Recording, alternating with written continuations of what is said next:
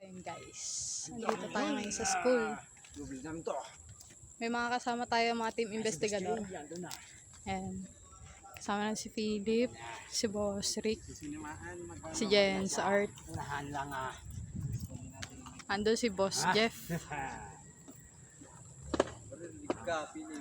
First time ko makapunta rito.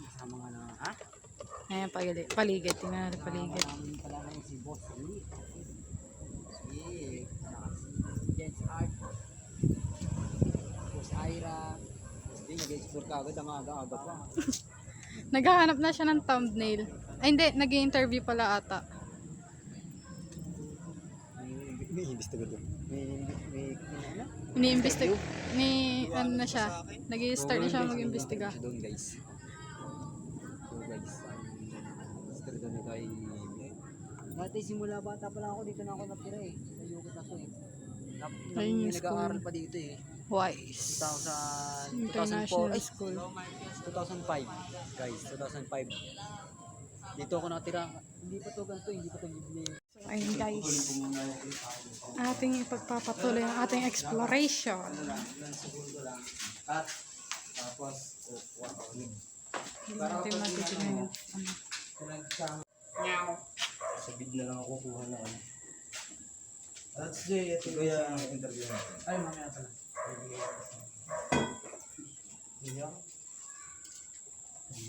Ayan, mag-interview. Hindi na kayo.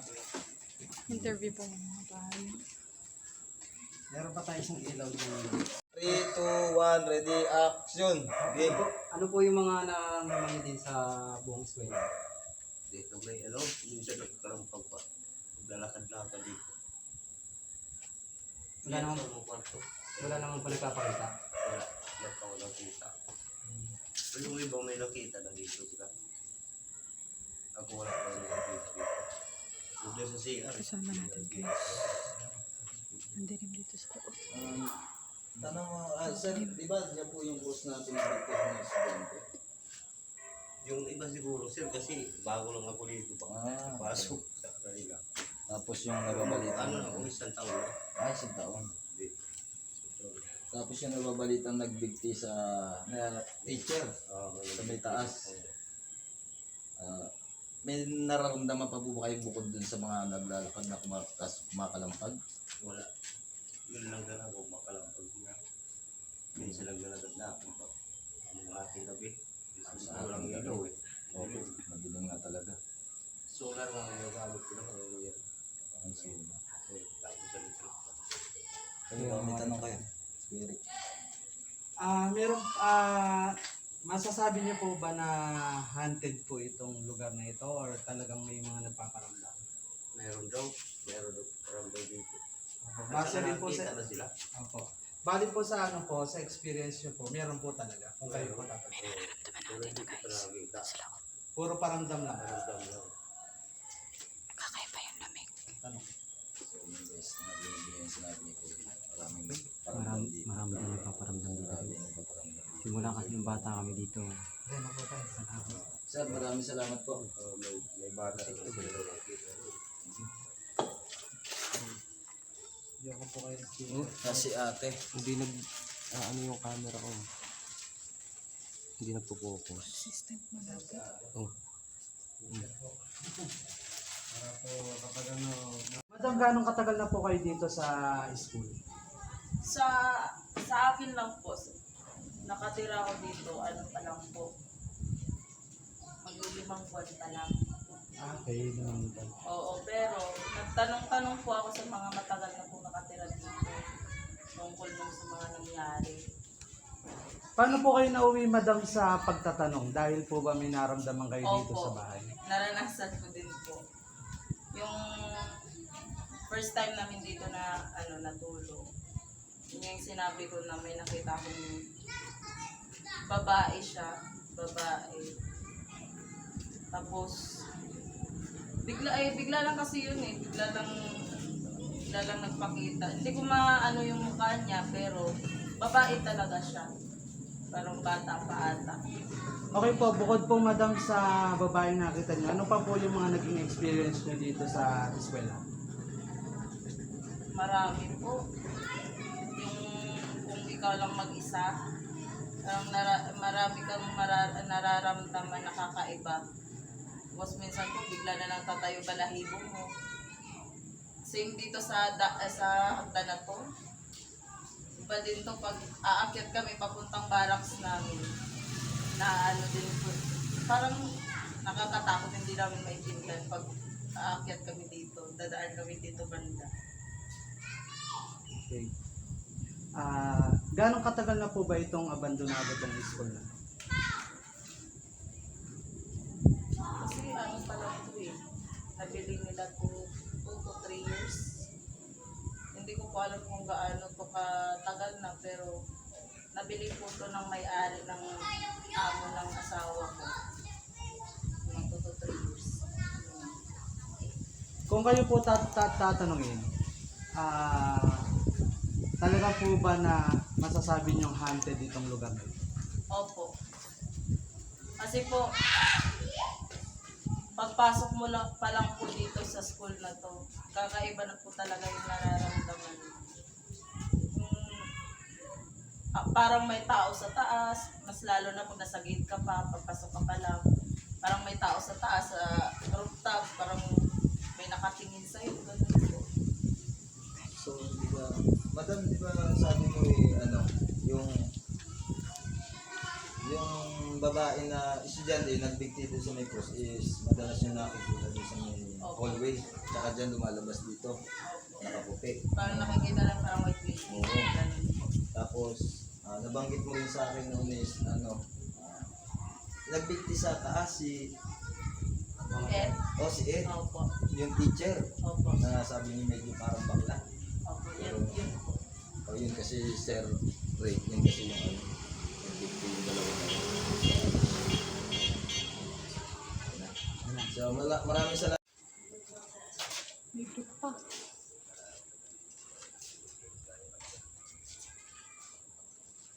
Uy. Sumisilip doon. Puntahan natin. Sige, punta nyo. Hindi naman lalaki yun, nandun yung lalaki. Babae. Hindi, matangkad. Matangkad. Oo. Yung in-interview kanina. Dito na nga lang tayo. Nagkakabiyong ka rin yan? Okay na po. Ay, dito rin. Doon sa pinagalingan natin sa Meripin. Ino. Oo. Ito. Saan? Ito. Dito Diyan. may kanya na to. Yung may hanger. Oo. Lagpas sa may pinatungan ni Sir Rick ng ano. Doon may naramdaman ako kanina doon. Ano yun? Abandonadong eskwelahan dito sa Bulacan. May nasagap yung ano ko ah. Camera. Dito? Pasokin natin. Wala natin. Pasokin natin. Nakaslog tayo. Tumawid siya dito. Hindi siya tumawid doon. Wait. Guys. Guys. Ikakat natin yun. Hindi siya tumawid Hindi. Itong bukas eh. Palipat niya sa kabila. Dito? Oo, palipat niya sa may kabila.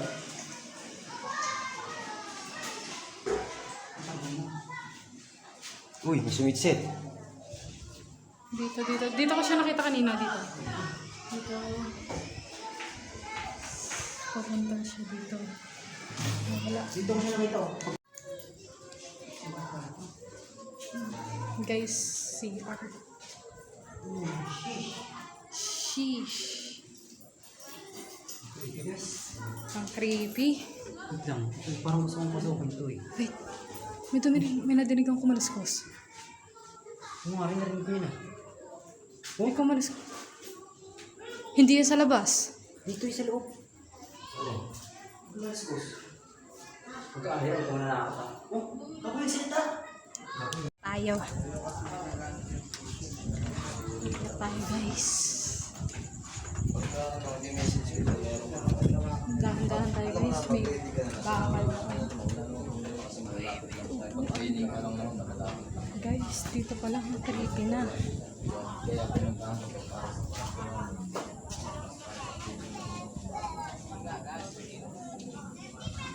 Yung baba.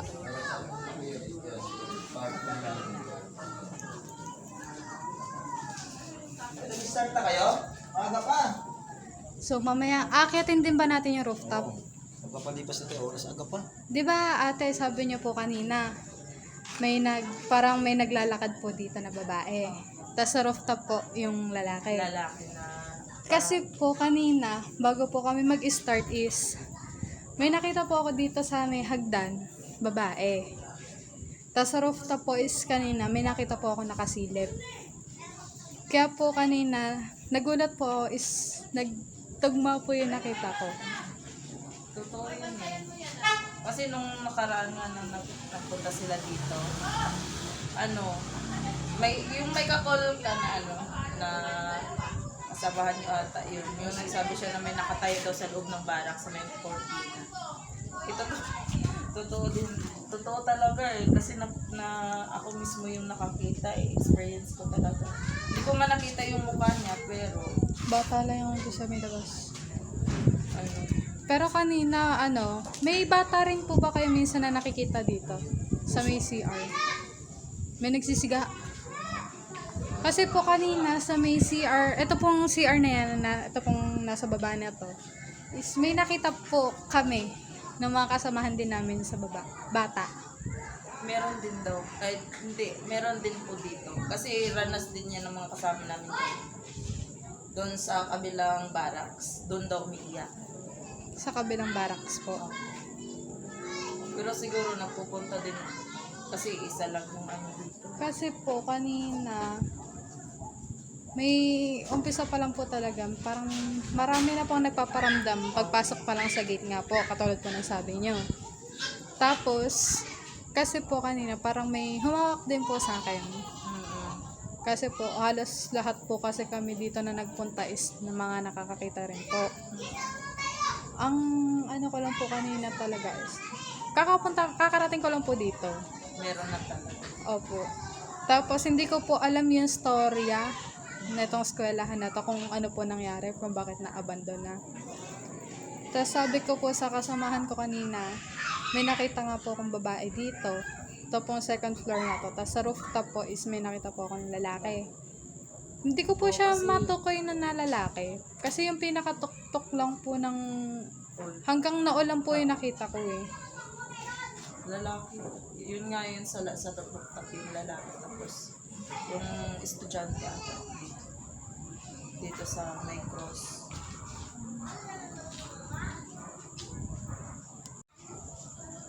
So, bukod po talaga doon sa doon po sa nakita nyo na na babae, tsaka din po sa lalaki. Na Yung teacher. sa lalaki naman, hindi ko nakita, pero nakwento sa akin.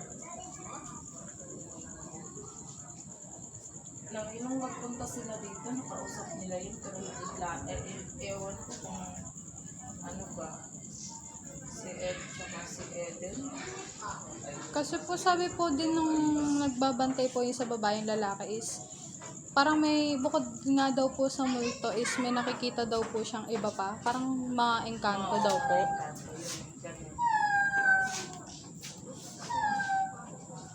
So, saan tayo? Libutin natin. Aga pa. Guys, elementary So, school pala madam, to. elementary yung rate dito. Bata pa yung rate. High school. Pero may nakalagay doon is grade 5. Elementary siguro. Magkasama yung high school tsaka LM po dito. Magkano lang po ako ang sabi ko. Nag-detail. May nakita ka doon kanina? Detail. May nakita ka? Sabihin usok mo pala yun. Anytime ka naman, no? Pwede, no? So, ayun guys. Tingnan natin yung paligid. Consistent malabo yung camera natin guys. Kaya lang, lugar mo to eh. Mas maganda ibang lugar. Hindi na kasi ako na dito. Maganda talaga. Ay, ganito. Gagawin niyo, sasama kita doon sa haunted house doon. So, ayun guys. Para akong hinihila dito. Hindi nakita nakatayong baba. Dito ka lang.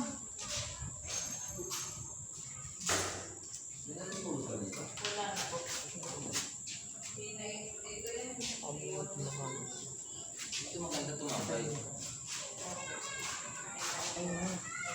Hmm? Masyado madilim. Chat-chat kita. Kasi itong mga team ko, talagang Ang pa-flashlight na ako. hindi ka naman siguro matatakot yun. Yun yung flashlight ko. Napasukin mo na masyado. Hindi na ano lang ako. Oh. Hindi nyo narinig yung pintuan. Hindi naglalakad nga. Hindi ko narinig. Hindi pa ako lumalapit eh. Kaya papasukin na mo na. Yung unang punta ko dito tayo. Naka-capture na ba kayo? Oo. Aga-aga pa Kinakaptured ko lang yung mga na... May kortina. Detail lang ako, Lods. Kasi pagka ano, Rinig sa audio. Ito, ay, camera club yun sa kanila na boss Rick, no? niya. Guys, kakaiba dito.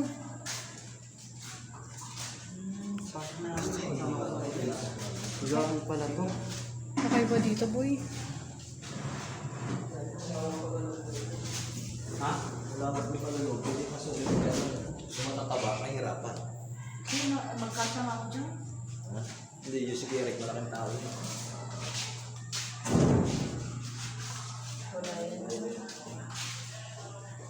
Aga pa kay Eric.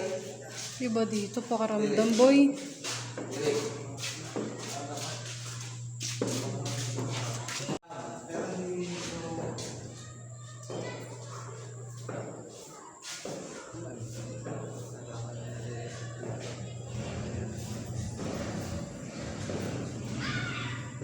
Pwede naman tapakan yung Eric eh.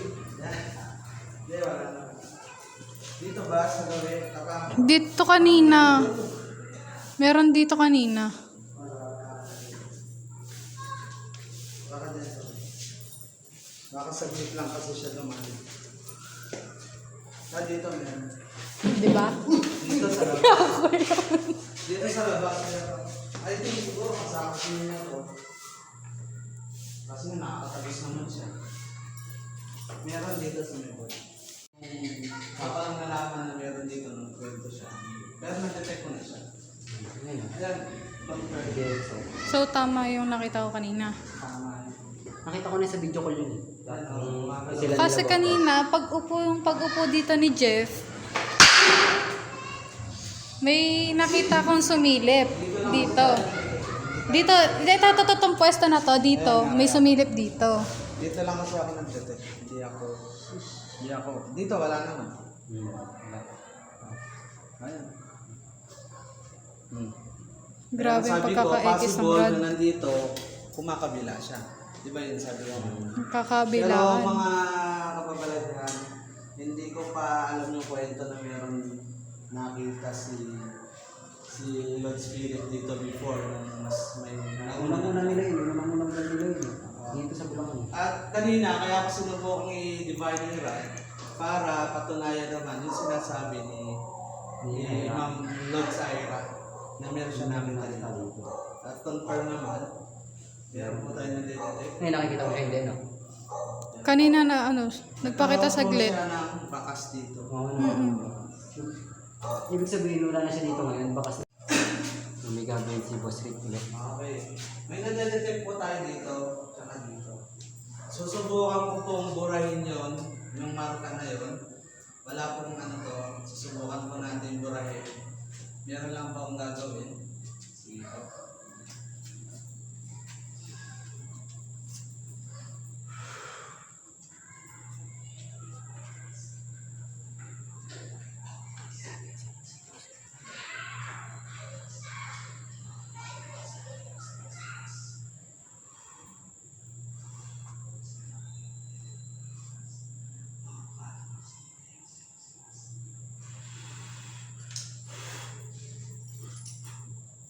Try po natin kung gagana po. Wala na. Nawala. Wala na. Yan po. Di ko po sa akin ibigay lang po yan. Yan po. Nawala. Dito po siya. Nawala na po yung marka niya. May ginamit po tayong special technique doon na nakakabura po ng mga mga marka po ng mga entity. Kaya po sabi ko, kapag nag-house cleansing po ako at mayroong mga ano dyan, elemento na nakatira sa inyo, nabubura po natin yun. Pero hindi po to tatagal ng ganong katagal kasi wala po akong ginamit na kahit anong materyales. Meron lang po akong ginawa dahil yung po, ayun po, wala na. So, ano po siya? Sir? Ito po na-discover ko, mga Ano kapalagan, din siya, na-discover ko itong technique na to dun sa bahay na abandonado na pinuntahan namin last vlog. Actually, tinest ko lang ngayon kung possible na gagana yung na-aksidente ko natuklasan dun sa abandonado bahay. Eh, nag-work po siya. Nag-work po. Ayun po. So, ano po, Sir Rick? Parang hindi pa po sure kung gaano siya katagal. Hindi. Yung technique na ginawa ko is aksidente ko lang na nagawa doon sa abandonadong bahay, last vlog natin. Ngayon, may na-notice kasi ako doon sa ginawa ko na yun, na aksidente ko natuklasan. Kaya ngayon, in-apply ko dito sa pag-explore na dito sa abandonadong school kung gagana ulit yung ginawa ko before. At yun, positive nga, gumana nga siya. Ayan po. Although ako po humahawak ng divine rod, pero yan ngayon po yung na-obserbahan ko or yung na-discover ko dun sa abandonadong bahay. Kumbaga, bagong skills po yung natutunan ko. Sa bawat explore po is natututo ko dahil